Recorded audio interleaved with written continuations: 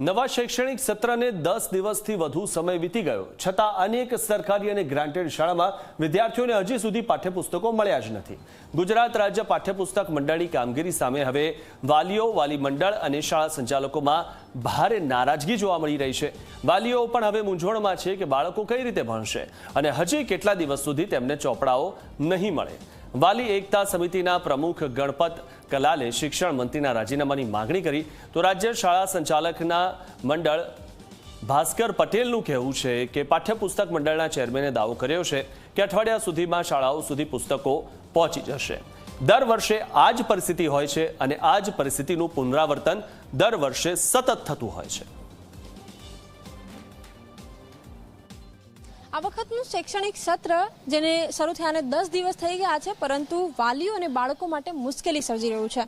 એની પાછળનું સૌથી મોટું કારણ એ છે કે પુસ્તકો નથી મળી રહ્યા। જે પુસ્તકો ભણીને બાળકો આગળ વધવાના છે એ પુસ્તકો જ નથી મળી રહ્યા। વાલીઓ શાળાએ જાય છે તો પુસ્તકો મળી નથી રહ્યા, બજારમાં જાય છે તો પુસ્તકો નથી મળી રહ્યા। વાલીઓ આપણી સાથે ઉપસ્થિત છે, એમની સાથે વાતચીત કરીશું, એમને પૂછીશું। અચ્છા, આપ જણાવો, પુસ્તકો મળ્યા છે ખરી તમને સ્કૂલમાં? મળ્યા છે, સ્કૂલ ખુલી ગઈ પણ પુસ્તકો અમને મળ્યા નથી તો શું કરવાનું? સિચ્યુએશન એવી, છોકરાઓને ભણાવવા કેવી રીતના? અને છોકરાઓ પછી પાછળ રહી જાય છે અને એમનો અભ્યાસ કોર્સ આગળ જતો રહે તો પછી શું કરવાનું? બિલકુલ 10 દિવસ થયા છે, પરંતુ તેમ છતાં પુસ્તકો હજી પણ શાળામાંથી નથી મળ્યા। આ એ પુસ્તકો છે જે સરકારે પહોંચાડવાના હોય છે। અચ્છા, આપ જણાવો, આપના બાળકને પુસ્તકો મળ્યા છે સ્કૂલમાંથી? મળ્યા પણ ઓછા મળ્યા, એમ કે પૂરા નથી મળ્યા, એમ કે બાળક આપણું આગળ કેવી રીતના જઈએ એમ। અને શું લાગે છે કે મોડા પુસ્તકો મળે તો કેટલી મુશ્કેલી થઈ શકે બાળકને? ઘણી મુશ્કેલી થઈ પડે, ઘણું પાછળ બાળક રહી જાય આપણું। અચ્છા, આપના બાળકને પુસ્તકો મળ્યા છે? અમે બહારથી લાવીને ભણાવી છે બેન, અને અમુક છોકરાને દેશે ને અમુકને નથી દેતા સ્કૂલમાં ચોપડા, અને પાછળ રહી જાય ને છોકરા આપણા ભણવા બાબતથી, કેટલા પાછળ રહી જાય। મારે 3 બેબીઓ છે, એક નહીં 3।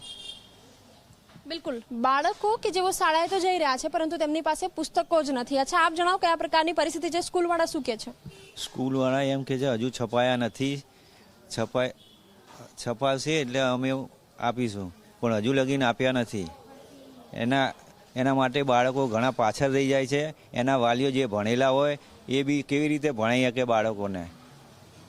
બિલકુલ, બજારમાં કેટલાય ચોપડા નથી આવ્યા, પરંતુ ખાસ ગ્રાન્ટેડ અને સરકારી શાળાઓમાં જે પુસ્તકો પહોંચવા જોઈએ નથી પહોંચ્યા। આપનું શું કહેવું છે? સ્કૂલવાળા શું જવાબ કહે છે?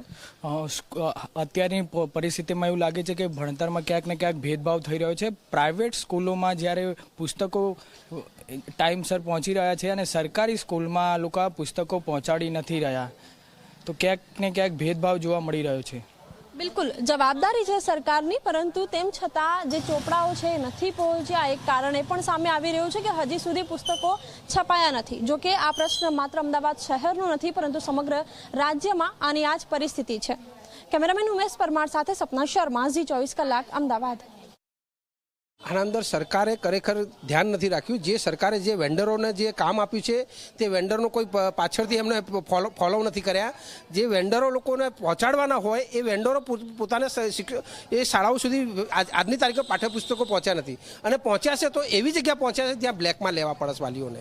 ક્યાંક ને ક્યાંક એવી ઘટનાઓ ઘટી રહી છે કે સરકારી શાળાઓના વિદ્યાર્થીઓને જોડે ભેદભાવ થઈ રહ્યો છે। કેમ પ્રાઇવેટ સ્કૂલોમાં જ્યારે એપ્રિલ મહિનામાં બુક્સો મળતા હોય તો સરકારી શાળામાં 1.5 મહિનાનું વેકેશન જતું રહેતું હોય, તે છતાં બી સત્ર ચાલુ થઈ જતું હોય, તો એ સત્ર ચાલુ થયા છતાં બી તમને એ પુસ્તકો જો વાલીઓ સુધી ના પહોંચતા હોય, વિદ્યાર્થીઓ સુધી ના પહોંચતા હોય તો શિક્ષણ મંત્રીને ખરેખર રાજીનામું આપી દેવું જોઈએ।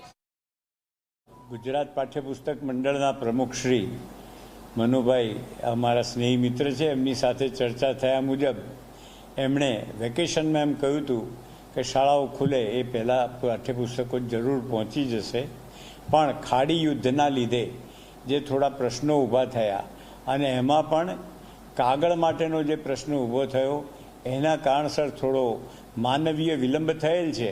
પણ એમના કહેવા મુજબ આગામી એકાદ વીકમાં સંપૂર્ણપણે તમામ શાળાઓમાં, લગભગ હું માનું છું આવતા ગુરુવાર સુધીમાં એમના શેડ્યુલ મુજબ જે રીતે એમણે ટ્રાન્સપોર્ટ ગોઠવ્યું છે એ મળી જવાની છે।